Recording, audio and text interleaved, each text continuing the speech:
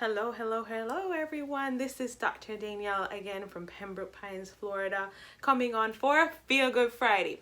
And what are we talking about this week? We're going to be talking about is my shoulder symptoms related to the joint itself.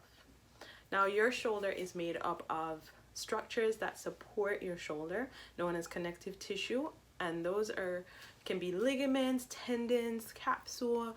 And what happens when it turns into a joint issue, or could be a joint issue, is that those connective tissues could be inflamed, could be swollen, and it makes the joint get stuck. The bone movements are not there, and you can restrict the motion. So who's more likely or who's at risk for having this kind of shoulder issue? People with systemic issues such as type 2 diabetes, are you a smoker, genetics can affect your joint, and high cholesterol. That's just to name a few. Now, 70% of the patients that have a frozen shoulder are women, and it tends to happen in women over the age of 40 years old. It's also like 2 to 5% of the general population does have some kind of stage of frozen shoulder. Now, let's go into a little bit of what you might be experiencing. We talk about 3 phases or 3 stages in a frozen shoulder issue.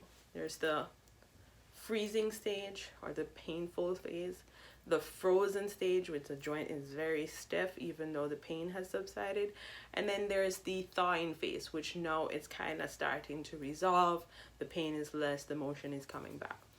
So in general, we don't really know the cause of a frozen shoulder, but we know secondarily it can be caused from a direct trauma, from a fall, from immobilizing or keeping that arm close to your body for a period of time. That can help to tighten up the joint. Now, how do we address this? It's usually a longer process to get it resolved, anywhere from 6 weeks to 2 to 3 years.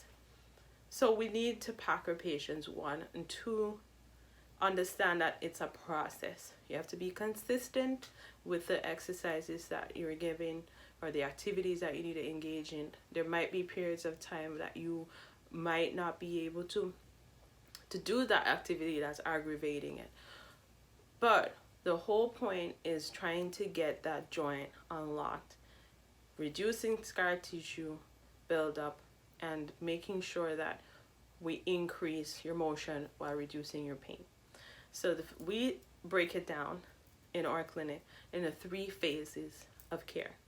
It goes, phase 1 is considered the phase that we just bring down the pain level, bring down the inflammation, calm the body down.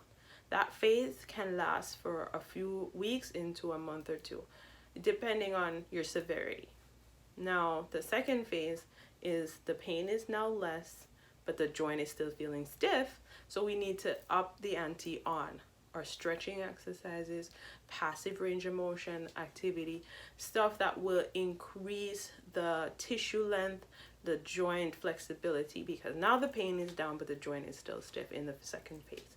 The third phase means you've now achieved full range of motion, you have less pain, but you're now weak. So now we have to move into strengthening activities. And we don't move on from one phase to the next until you've achieved the goal in each phase.